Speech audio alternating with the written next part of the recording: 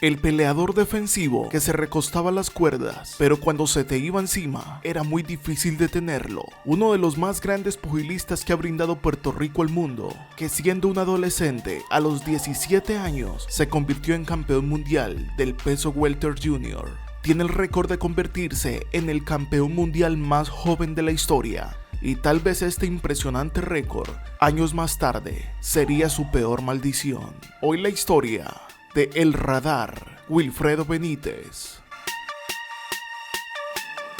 Wilfredo nació en Nueva York, pero de padres puertorriqueños. Wilfredo había nacido el 12 de septiembre de 1958. Muy joven se mudó a Carolina, Puerto Rico. El boxeo era el pan de cada día, pues él había nacido en un hogar donde su padre era entrenador. Goyo Benítez fungía como entrenador en esa época del campeón mundial ligero Esteban de Jesús. Wilfredo Benítez empezó a pelear a los 7 años de edad. Era un pequeño, hacía poco le habían quitado los pañales y ya se estaba amarrando unos guantes. De hecho, siendo niño, su padre lo tenía como sparring de adultos tan fuertes como de Jesús. A los 14 años de edad, gracias a su dedicación y esfuerzo, compitió en los Juegos Centroamericanos y del Caribe, celebrados en 1972. Claro, al crecer en ese entorno, rápidamente quería ser un grande, un profesional, así que a los 15 años consiguió una identificación falsa para poder pelear como profesional. Y 15 años más tarde, después de su nacimiento, el 22 de noviembre de 1973, debutaría ante Irán Santiago en San Juan de Puerto Rico, a quien venció por nocaut en el primer asalto. Sus siguientes 11 peleas, ganó 10 por la vía del cloroformo. El hombre, aún con rasgos faciales de niño, quien apenas se estaba formando, estaba demostrando que sabía mucho. Fue llamado El Radar porque no se sabía de dónde te iba a atacar. Siempre pegado a las cuerdas, sus contrincantes lo invitaban para que saliera de ellas. Esa era su táctica. Pero cuando llegaba el momento de atacar, era incansable el momento de dar puños. En 1975 se enfrentó y derrotó por puntos al veterano cubano Ángel Robinson García. Llegaría el momento de quiebre, tal vez un momento determinante en el presente y futuro del nuevo peleador Wilfredo Benítez, pues retaría al colombiano Antonio Cervantes Kipambelé. El peleador más importante en la historia de Colombia se enfrentaría contra un adolescente de 17 años. A propósito, la historia de Antonio Cervantes está en el canal. Te la dejo en la descripción y en las tarjetas. Dicha pelea tendría fecha para marzo de 1976. Antonio Cervantes era el campeón mundial peso welter de la AMB. El colombiano llevaba 10 defensas con igual número de victorias, y pues su contrincante era un joven que tenía futuro, pero tal vez no se pensaba que se convertiría campeón en el presente. La pelea fue bastante intensa. La dominó Benítez en la primera parte y el campeón colombiano remontó en los rounds finales. De todas formas, a Cervantes esto no le sirvió para mucho. Una vez acabada la pelea, Wilfredo Benítez abrazó a Cervantes y posteriormente levantó los brazos porque él y el público daban por ganada la pelea. Y efectivamente, los árbitros le dieron la pelea al puertorriqueño. Con esta victoria ante Pambelé, Benítez se convirtió en el campeón mundial más joven de la historia, defendiendo de la mejor manera su faja ante el tercer ranqueado de la AMB, el también colombiano y campeón nacional superligero Emiliano Villa, a quien venció por decisión unánime. La revancha contra el colombiano Cervantes se planeó para el 4 de diciembre de 1976, pero dicha revancha no se dio, porque tras un accidente de Benítez, sufrió una lesión y la AMB decidió no posponer la revancha, y la segunda pelea entre el colombiano y el puertorriqueño no se dio. Con solo 17 años, Wilfredo Benítez empezó a coger mucho dinero. Después de 3 defensas, Wilfredo Benítez subió de categoría en 1979. En 1977, el padre de Benítez le vende su contrato a Jim Jacobs por $75,000. Este se convirtió en el nuevo dueño de Wilfredo Benítez y en aquel momento decidió reforzar su esquina con los servicios del ex campeón mundial Griffin, cosa que a Goyo Benítez no le gustaba mucho, creando una gran controversia entre los dos. Al fin y al cabo el radar terminó siguiendo las directrices de su padre. Luego de su empate controversial ante Harold Weston, Benítez ganó 8 combates corridos y es nombrado primer clasificado de las 147 libras por la CMB y reta al campeón mexicano Carlos Palomino.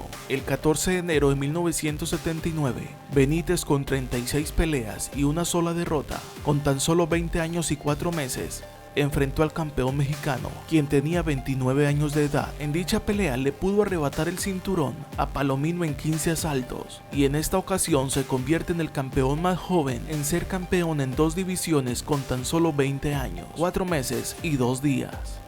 El 25 de marzo de 1979, tuvo su primera defensa de la corona de la CMB de las 147 libras ante Harold Weston. Era la segunda ocasión que se enfrentaban. En esta segunda pelea entre Benítez y Weston hay algo en particular. El combate estaba bien apretado, pero Goyo Benítez y su hijo Wilfredo se enfrascaron en una discusión, así que su padre le prometió no estar en la esquina durante la pelea. Al comenzar el asalto 10, llegó el padre de Wilfredo, molesto por lo que estaba escuchando en la radio de su hijo, pues la pelea estaba muy apretada para el puertorriqueño. Como no lo dejaban pasar, demoró varios minutos para que lo dejaran llegar a la esquina, hasta que en el round 12, Wilfredo Benítez ve a su padre llegar a la esquina. Este lo sorprende con bofetadas y empujones, pero Wilfredo Benítez no se enoja, solo se ríe, demostrando la alegría de tener de vuelta a su padre en la esquina. La propia fanaticada y hasta el propio comentarista de la ABC estaban sorprendidos por el acto, pero al comenzar el asalto 13, Wilfredo sorprende con una sorpresiva derecha y su estilo fino volvió a lucir. Esta anécdota muestra el tipo de influencia que tenía el padre sobre su hijo en cada pelea, pues Goyo Benítez era el que había hecho que su hijo peleara desde muy pequeño, y muy pequeño se convirtiera en campeón mundial. Al final, Wilfredo ganó la pelea.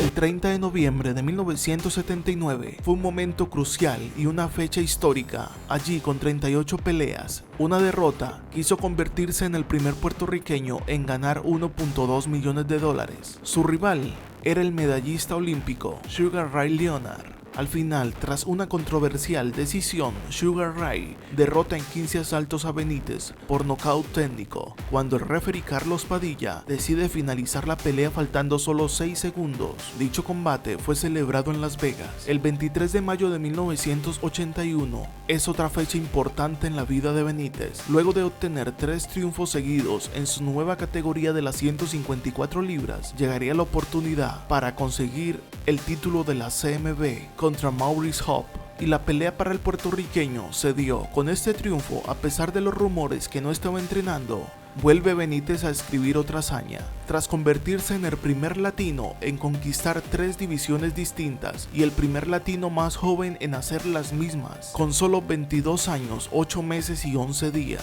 También se convierte en el quinto boxeador en lograr coronas mundiales en 3 categorías diferentes, el primero en hacerlo después de Henry Armstrong, quien lo había logrado 4 décadas antes. Aquella tercera corona la defendió en 2 ocasiones, ambas terminando en victoria. El 30 de enero de 1982 enfrenta al ídolo panameño Roberto Manos de Piedra Durán. La pelea fue en Las Vegas. Wilfredo con 24 años y Durán con 31. El puertorriqueño logró colocar las mejores combinaciones con mucha rapidez. Por momentos Durán lograba conectar golpes con fuerza. Al final Benítez nuevamente buscó su estilo elegante, logrando obtener una gran victoria, hasta que después de algunos meses, el 3 de diciembre de 1982, pierde la corona frente a Tommy Hearns. De aquí en adelante, la carrera de Benítez y su salud fueron deteriorándose paulatinamente.